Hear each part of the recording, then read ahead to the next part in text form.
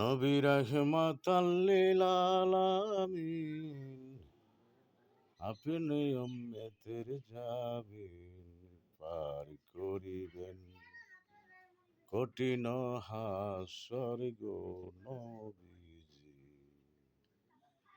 কোন সাধনে পাইব আপনারে। আল্লাহ, আল্লাহর নাম যে কোনো মুহূর্তে লইতে পারবেন, না পাক অবস্থা আল্লাহর নাম লইতে পারবেন।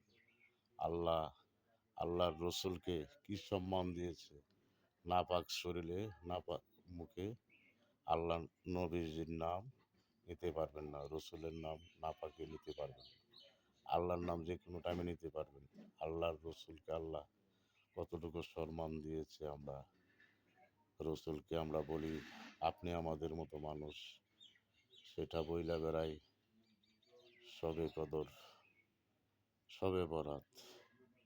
সবে বরাতের কোনো মর্যাদা আমরা দিই না। যে রাত্রে নামাজে আল্লাহ মানুষের রিজিকের ব্যবস্থা করে দেয়, বরকত দিয়ে দেয়, সেটা মানতে আমরা রাজি না। আর বলি কিনা এই লুঠি বা হালুয়া লুঠি এটি নাজায়েজ, এটি করা ঠিক না। মহিলারা রোজা রাখে, এটাও ঠিক না। রোজা রাখা ঠিক না, রোজা নাকি নেই, সবে বরাতের রোজা নেই। নামাজ পড়লে পড়ুন, না পড়লে নাই, সেটা বলে।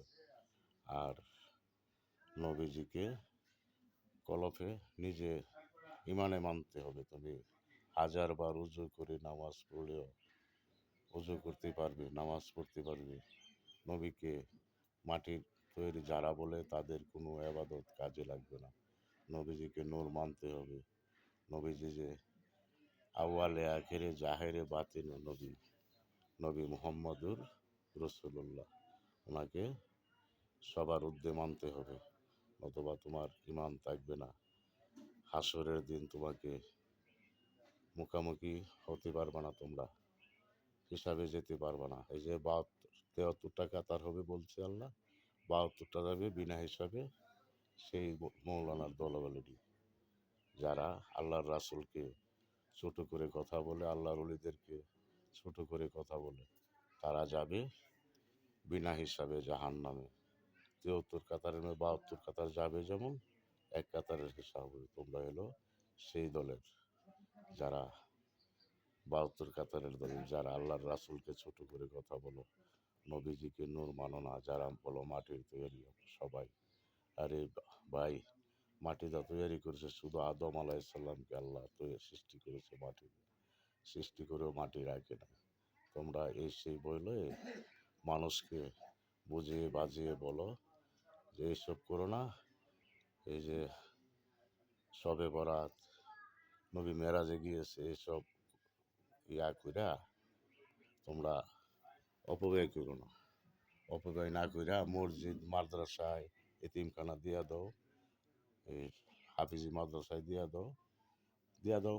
ওরা বাল বাচ্চা লইয়া সুখে চলুক, দালান কোঠা বান্ধুক। তোমরা এসব পালন করো না। নবীজি যে মেরাজে গিয়েছে এটা মান্য না, আর সবে বরাত মান্য না। এটি নাই, কোরআনে নাই, নাজায়েজ কাম, এটি করো না। আর এই বোকার আমের দলগল, তোরা তো ফেরাউনের বংশধর, রমরুদের ছেলাবেলা তোরা, যারাই কথা বলিস। যে কোনো মৌলানা হোক, যে কোনো রাষ্ট্রের প্রেসিডেন্ট হোক, যারা নবীজিকে মাটির তৈরি মনে করিস, তাদের পিছনে কোনো কাজেই আল্লাহ তোদেরকে কবুল করবে না। তাদের পিছনে যারা ঘুরে তারাও জাহান্নামে যাবে।